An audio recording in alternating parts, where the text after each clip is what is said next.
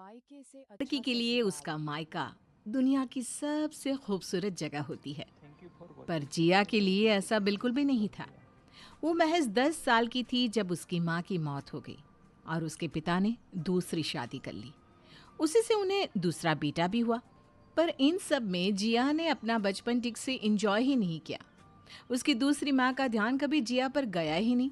वो तो बस हमेशा जिया से काम निकलवाने में लगी रहती थी। जिया, जिया कहाँ रह गई? हाँ माँ, छत पर कपड़े डाल रही हूँ, अभी आई।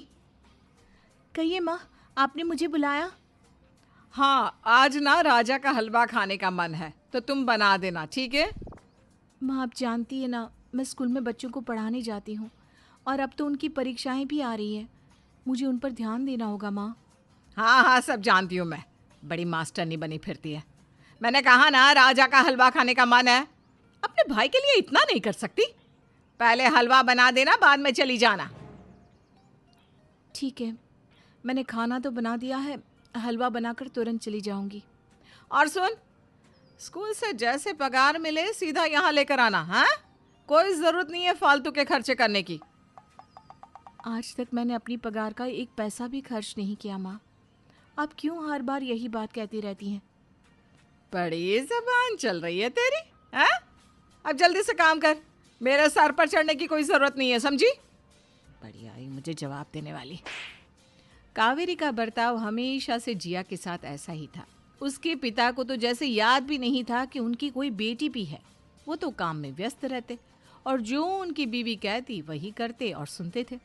बस एक ही जगह थी जहाँ जिया को थोड़ा सुकून मिल पाता था, और वो था जहाँ वो बच्चों को पढ़ाती थी। सारे बच्चे भी जिया को बहुत पसंद करते थे। Good morning ma'am.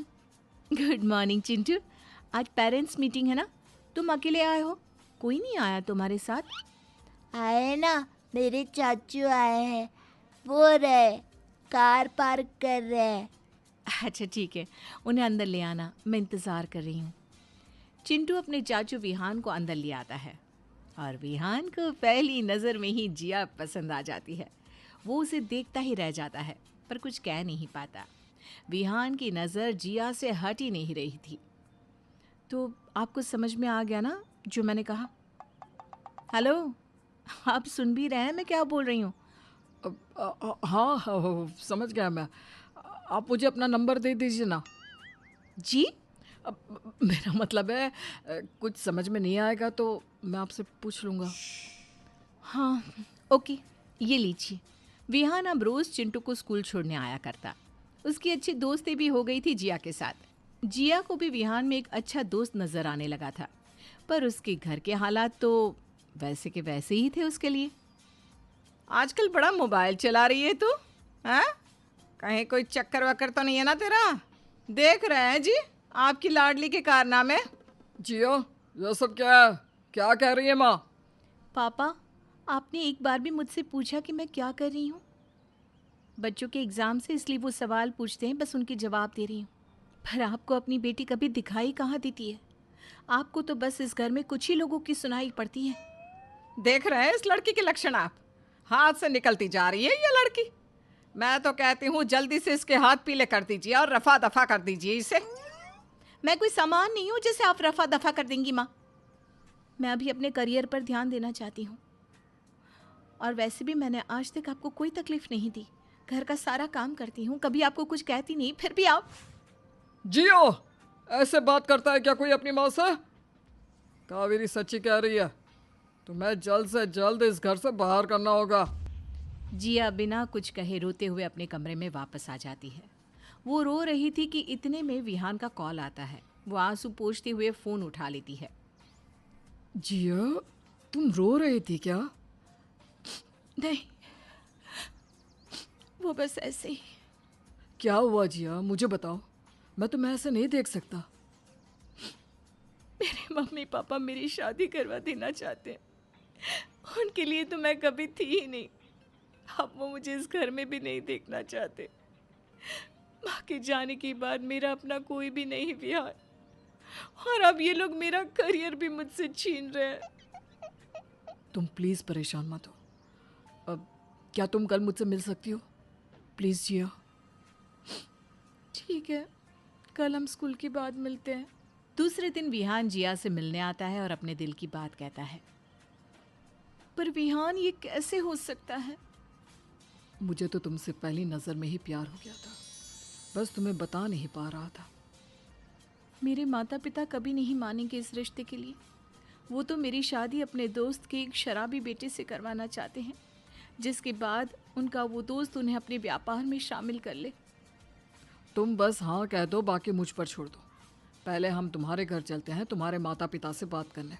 जिया विहान को अपने माता पिता से मिलवाने ले आती है, पर जैसा उसे डर था वैसा ही होता है। वो दोनों जिया को आशीर्वाद देने के बजाय बहुत खरी खोटी सुनाते हैं।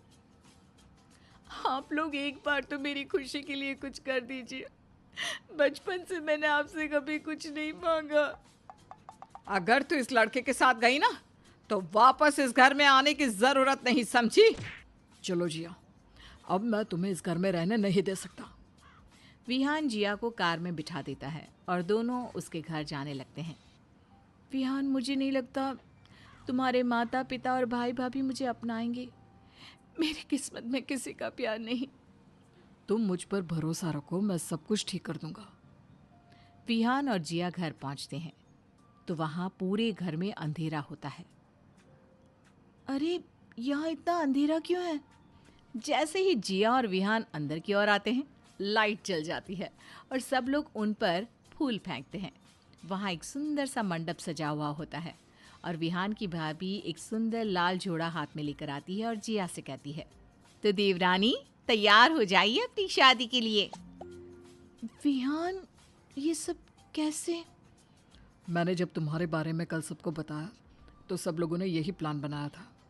देखो, मंडप, पंडित जी, वरमाला सब तैयार है हमारे लिए।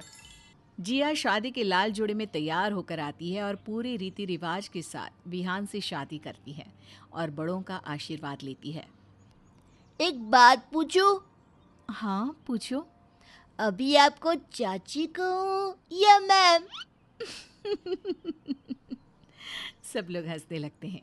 जिया शादी के बाद भी अपनी जॉब चालू रखती है और स्कूल की प्रिंसिपल बन जाती है। उसने जितने दुख अपने मायके में देखे थे, उतनी ही खुशियाँ उसे शादी के बाद ससुराल में आकर मिल गई थी।